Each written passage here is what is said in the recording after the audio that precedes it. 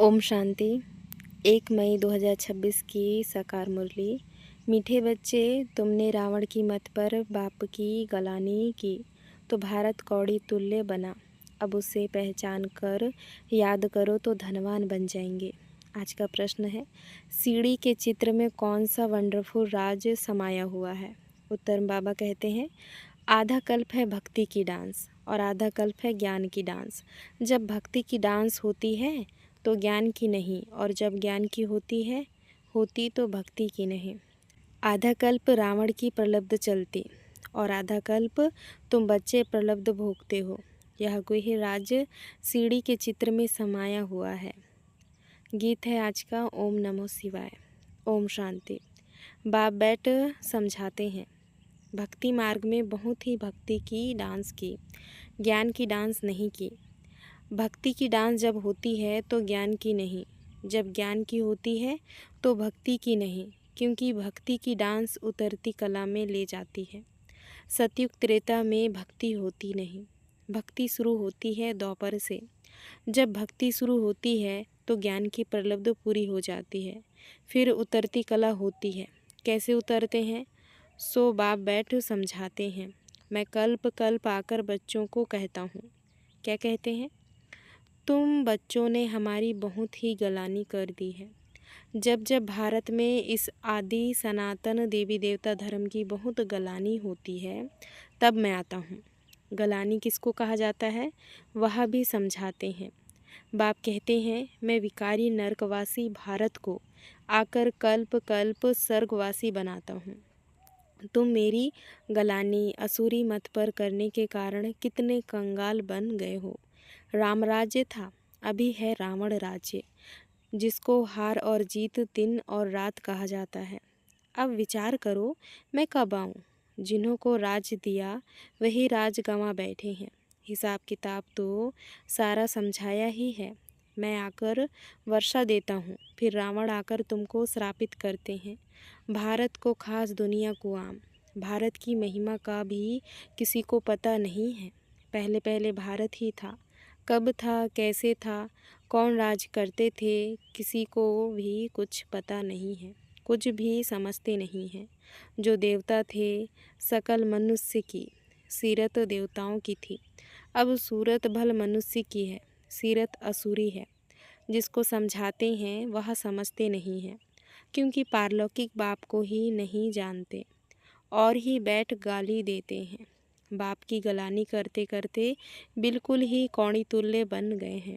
भारत का डाउनफॉल हो गया है। ऐसी हालत जब होती है, बाप कहते हैं, तब मैं आता हूँ।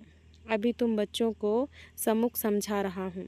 कल्प पहले भी ऐसे ही समझाया था। यह दैवी संप्रदाय की स्थापना हो रही है। मनुष्य से देवता बन रहे हैं। मनुष्यों को यह पता ही नहीं है कि बाप कब आते हैं। सतयुग त्रेता में तुम बड़ी खुशी में प्रलब्ध भोगते हो, फिर द्वापर से रावण का श्राप पाते पाते बिल्कुल ही खत्म हो जाते। जैसे देवताएं प्रलब्ध भोगते भोगते त्रेता के अंत में खत्म हो जाते हैं, फिर रावण की असुरी प्रलब्ध शुरू होती है। भक्ति भी पहले अव्यभिचारी होती है, फिर व्यभिचारी होती है। सीढ़ी ठीक बनी हुई है। हर एक चीज़ सतो प्रधान, सतो रजो तमो बनती है, खाद पड़ती जाती है। तुम बच्चों को समझाया तो बहुत अच्छी रीति जाता है, परंतु धारणा कम होती है। कोई में तो समझाने का बिल्कुल अकल ही नहीं है।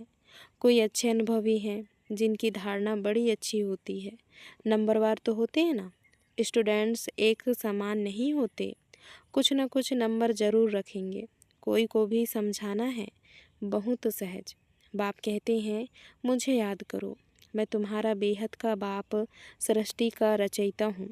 मुझे याद करने से तुमको बेहद का वर्षा मिलेगा। याद से ही खाद निकलेगी। सिर्फ यह समझाओ कि तुम भारतवासी सतयुग में सतोप्रधान थे, अभी कलयुग में तमोप्रधान बने हो। आत्मा में खाद पड़ती है।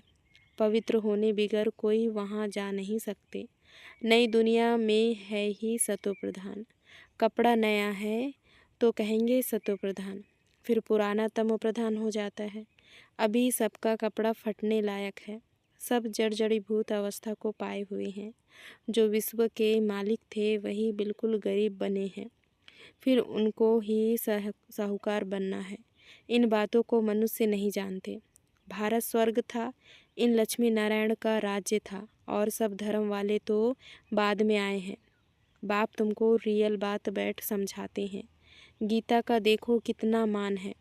पढ़ते पढ़ते बिल्कुल ही नीचे गिर गए हैं, तब पुकारते हैं, हे पतित पावन आओ। हम भ्रष्टाचारी बन गए हैं। सदगति तो भगवान ही दे सकते हैं। बाकी शास्त्रों में तो सब है भक्ति मार्ग, तुम्हारी बुद्धि में बैठा हुआ है। हम बाबा के ज्ञान से देवता बनते हैं। अब सारी दुनिया से वैराग्य है। सन्यासी भी भक्ति करते हैं, गंगा स्नान आदि करते हैं ना। भक्ति भी सत्व प्रधान फिर रजो तमो होती है। यह भी ऐसे हैं। आधा कल्प ब्रह्मा का दिन और आधा कल्प रात गाई जाती है। ब्रह्मा के साथ जरूर ब्राह्मणों का भी होगा। तुम अभी दिन में जाते हो, भक्ति की रात पूरी होती है। भक्ति में तो बहुत दुख है, उनको रात कहा जाता है। अंधेरे में धक्के खाते रहते हैं भगवान से मिलने लिए। भक्ति मार्ग में सदगति देने वाला कोई होता नहीं। तुम्हारे सिवाय कोई भी यथार्थ रीति भगवान को नहीं जानते हैं। आत्मा भी बिंदी, परमात्मा भी बिंदी है। यह बात कोई भी समझ ना सके। परमात्मा ही स्वयं आकर ब्रह्मा तन से समझाते हैं। उन्होंने फिर भगीरथ बैल के रूप में दिखाया है। अब बैल की तो बात ही नहीं है। बाप सब बातें अच्छी रीति समझाते हैं, परंतु किसकी बुद्धि में पूरी रीति बैठता नहीं। बाप बैठ समझाते हैं, बच्चे मैं तुम आत्माओं का बाप हूँ। तुम मुझे याद करो और वर्षे को याद करो तो तुम्हारे विक्रम विनाश होंगे। फिर भी कहते हो भूल जाते हैं। वह ऐसे साजन व बाप को भूलना चाहिए। स्त्री पति को अथवा बच्चे कभी बाप को भूलते हैं क्या? यहाँ तुम क्यों भूलते हो? कहते भी हो बाबा आप हमको स्वर्ग का मालिक बना रहे हैं, फिर भी भूल जाता हूँ। बाप कहते हैं याद नहीं करेंगे तो अंदर जो कट चढ़ी है वह कैसे निकलेगी। मुख्य बात है ही याद की। अपना कोई दूसरे धर्म से ताल्लुक नहीं है। स्कूल में तो हिस्ट्री ज्योग्राफी समझाते हो, कोई तो बिल्कुल समझते नहीं। बाप पढ़ाते हैं, यह बुद्धि में बैठता नहीं है।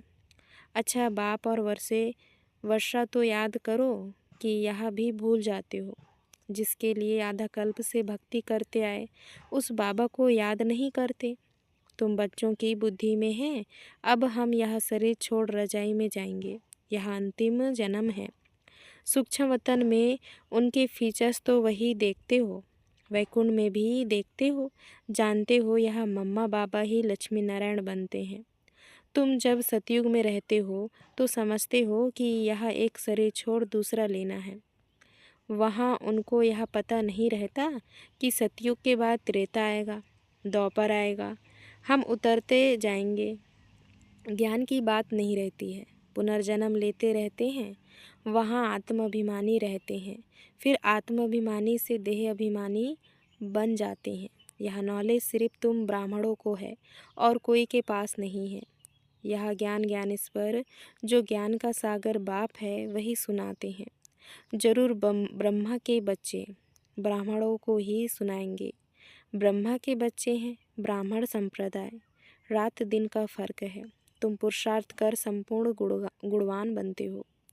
संपूर्ण निर्विकारी गृहस्थ व्यवहार में रहते भी तुम बाप को याद करो। कर्म तो करना ही है। बुद्धि का योग बाप के साथ लगा रहे। कर्म भल कोई भी करो, बढ़ाई का काम करो व रजाई का करो।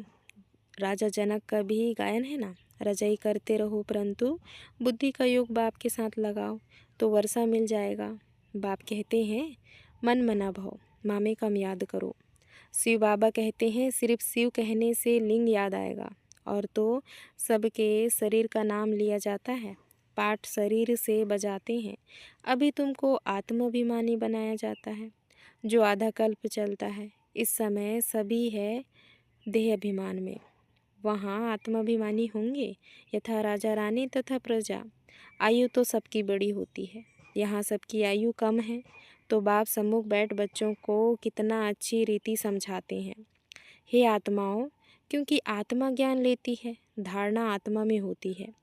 बाबा को शरीर तो है नहीं, आत्मा में सारा ज्ञान है। आत्मा भी स्टार है, बाबा भी स्टार है। वह पुनर्जन्म नहीं लेते हैं, आत्माएं पुनर्जन्म लेती है।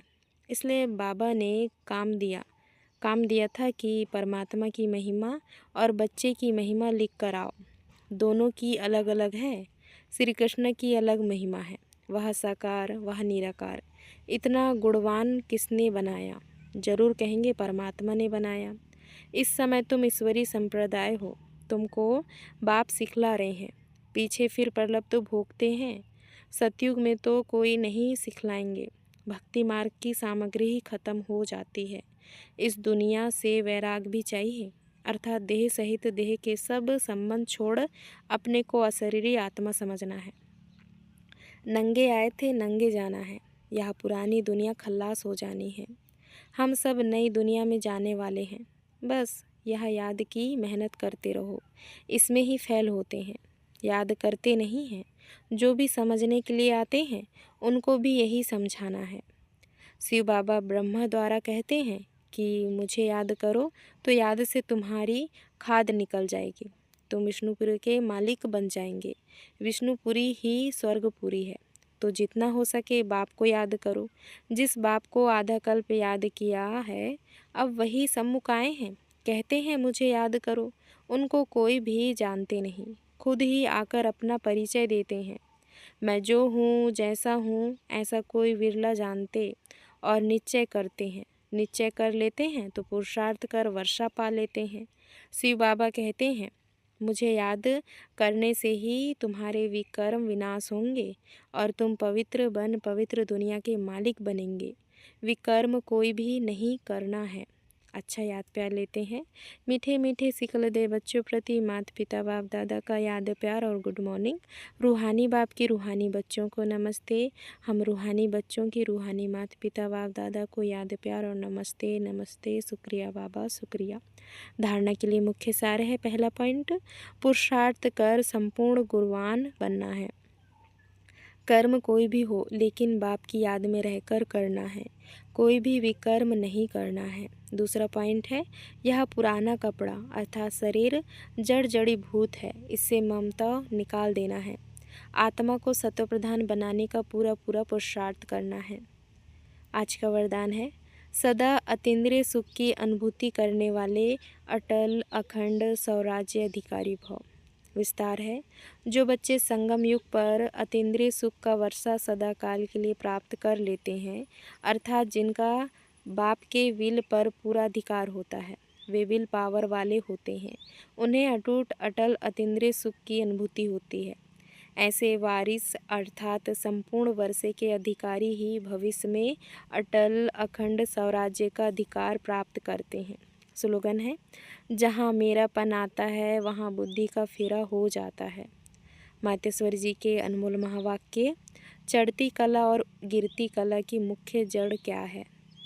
बहुत मनुष्य यह प्रश्न पूछते हैं कि जब इतना पुरुषार्थ कर जीवन मुक्ति पद को पाते हैं तो फिर वहाँ क्या कारण बनता जो हम नीचे गिरते हैं। भला हम कहते हैं कि यह हार और जीत का खेल है। इसमें चढ़ती कला और उतरती कला होने का भी कोई कारण जरूर है, जिस कारण के आधार पर यह खेल चलता है। जैसे पुरुषार्थ से हम चढ़ रहे हैं, वैसे गिरने का भी कारण जरूर है। अब कारण भी कोई बड़ा नहीं है, जरा सी भूल है। जैसे परमात्मा कहता है, मुझे याद करो तो मैं तुमको मुक्ति जीवन मुक्ति पद दूंगा, वैसे ही जब बॉडी कॉन्शियस हो परमात्मा को भूलते हैं तो गिरते हैं, फिर वाम मार्ग में चले जाते हैं, फिर 5 विकारों में फंसने से दुख उठाते हैं। तो यह हुआ अपना दोष, ना कि रचता का दोष है। जो लोग कहते हैं दुख सुख परमात्मा ही देता है, यह कहना बिल्कुल रॉन्ग है। बाबा सुख रचता है, ना कि दुख रचता। बाकी हम श्रेष्ठ कर्म से सुख उठाते हैं और भ्रष्ट कर्म से दुख भोगते हैं। बाकी अच्छे कर्म का फल और बुरे कर्मों का दंड परमात्मा द्वारा अवश्य मिलता है।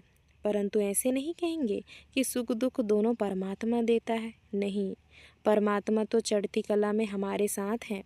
बाकी गिराने वाली माया है। कॉमन रीति में भी कोई साथ अथवा मदद लेते हैं सुख के लिए, बाकी दुख उठाने लिए कोई किसका साथ नहीं लेते। बाकी तो जैसा जैसा कर्म वैसा वैसा फल की रिजल्ट। तो इस ड्रामा के अंदर दुख सुख का खेल अपने कर्मों के ऊपर बना हुआ है, परंतु तुच्छ बुद्धि मनुष्य इस राज को नहीं जानते। अच्छा, ओम शांति। यह व्यक्ति सारे सदा अचल अडोल एकरस स्थिति का अनुभव करो। समय प्रमाण अब सदा अचल अडोल सर्व खजानों से संपन्न रहो। थोड़ा भी डगमग हुए तो सर्व खजानों का अनुभव नहीं होगा। बाप द्वारा मिले हुए खजानों को सदा कायम रखने का साधन है सदा अचल अडोल रहना। अचल रहने से सदा ही खुशी की अनुभूति होती रहेगी। जैसे विनाशी धन, नाम, मान, शान, कुर्सी आदि मिलती है तो खुशी होती है ना, यह तो अविनाशी खुशी है, लेकिन यह खुशी उसे रहेगी जो अचल अडोल एकरस स्थिति में रहेंगे। अच्छा, ओम शांति। शुक्रिया बाबा, शुक्रिया।